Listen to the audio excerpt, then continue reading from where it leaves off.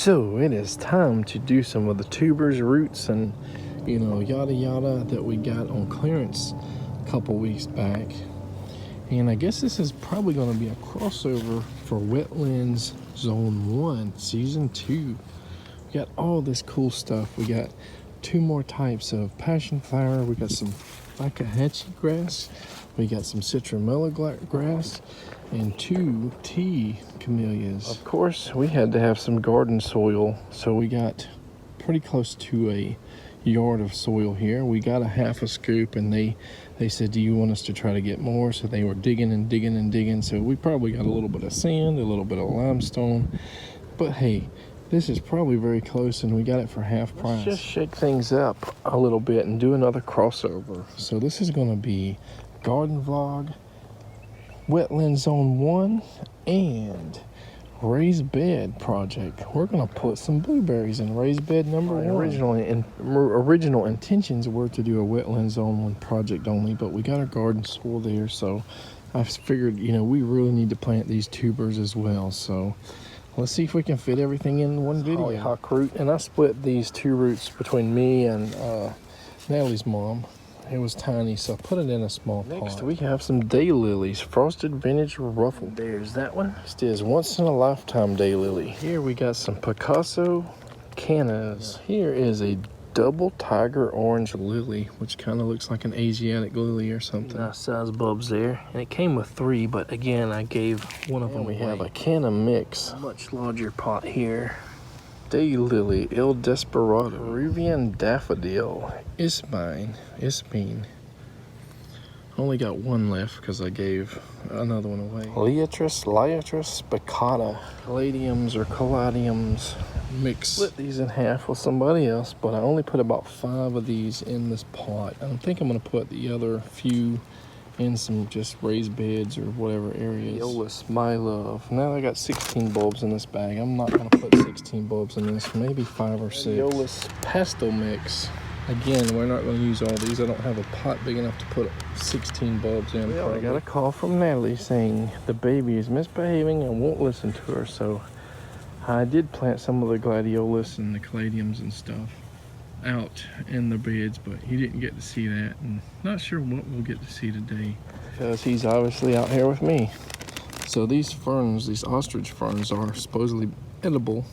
I planted them last year and are big giant, 1,000-foot plus of vines from our squash, zucchini, pumpkin, whatever, overtook it, and I don't know if it's going to come back or not. So let's put some in some containers, at least 2 roots. Last year didn't look like much, just dried out dead roots, and these look the same, but they did come out last year, so hopefully these guys will sprout this year too with just these old raggedy looking things. Looks like we got 2 out here now.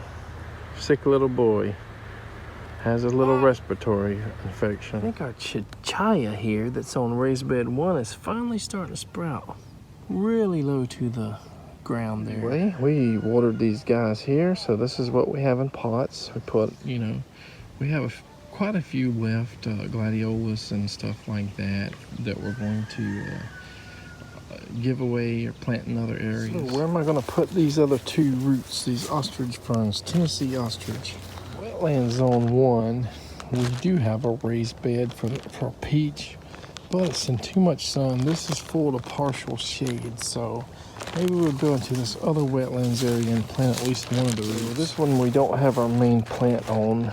Way in the wettest part of our yard, we're going to go ahead and put 1 of the roots somewhere over here and hope it comes out before we plant, or maybe we'll just put this tag on it and we'll know it's there. Okay, so we got the tag there and we kind of know that's like there. A dog, cat, or a kid destroyed my freaking Swiss chard seedlings.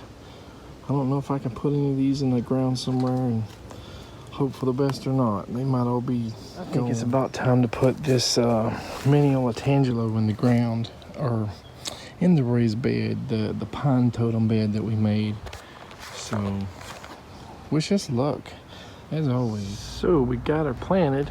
Had to pull some of the big sticks and logs out of there as I was digging in there, put the dirt in the bucket, plant it in there, put the dirt back over it, added some of the soil we just got, garden soil, potting soil, and we've watered it in, and we'll probably put leaves over it. Maybe not now, but for one or two of the passion flower vines we have, we're going to I think that the root density and the soil is kind of hard on the fence line. If it's not super hard, it's okay. We're going to go ahead and get some other soil here ready, just in case, so when we dig it in, if it's too hard, or if we think we may need to get a step up on everything because of the root density, we'll build the bed up just a little bit, just mixing this with the native soil. We actually have a big old sycamore stump here that is rotten pretty good. Still hard on the outside, but it's very soil-like. It's only about 3 foot from the fence here, and there's another big sycamore there, so I don't think we can really dig underneath that guy. Let's just chop this up a little bit, add some dirt here, plant our smaller passion flowers here, see if it'll actually grow in the stump, and over time spread its roots all around here and go, up and down the fence. This is the banana passion flower, and there it is. Let's water it in and maybe pack it down a little bit more and be done. Right, so this is a much larger one. It looks like it's getting ready to flower. This is a purple possum passion flower. Watered them in. So the first one was planted, these both were planted on sycamore. That second one was actually sycamore roots that rotted from the stump over there. So there should be some mycorrhizal activity already, but we'll add leaves and sticks and all kinds of stuff. Maybe throw some of our magic soil on top of it later too, to really give it a boost. I've been able to find the perfect spot for the tea camellias right now. So we may focus on that and possibly the blueberries later on. But the citronella grass here, and the fakahachi grass, whatever it's called. Yeah, I'm probably messing it up. It can do partially wet soil, but not super wet. So maybe we need to mound it up as well, just slightly. But this, they say, loves wet. The citronella grass that loves like wet feet and stuff. Yeah, it's kind of small, and don't want it to get like overrun by weeds. I want it to get attain some height, some width, some size before we lose it, And there is actually a tree right there that has rotted, or a couple of them. Let's dig right into that and just plant it in there. So it kind of looks like it already belongs, right? There's some fungal growth. Fungal growth and stuff there already. Maybe to give it some protection really fast. We got another set of like dead trees and stuff that came over here. So maybe we could use this for the fakahachi or fetchahachi grass. Yeah, I'm sure people are gonna laugh. That spot was full of bull ants, and this spot's a little low, so I'm gonna have to build it up around here. It's so root bound, I couldn't really like smash the soil into the crevice, so I gotta get my dirt. If this is gonna survive like this with this kind of hill here, water might wash it away. Might have to put some sticks and branches and stuff around it later to get it going, but we'll do that later. That's our swamp sunflower, and there's at least 3 of them here, so it's cool that it came back, and it's even cooler that it's going to sprout. I'm highly disappointed because I didn't get everything I wanted to do done today. I've ran out of time pretty much, and I ran out of battery life on the phone, so I guess we got to go cook something for the kids and be done with it. So we'll end this episode here. Take care.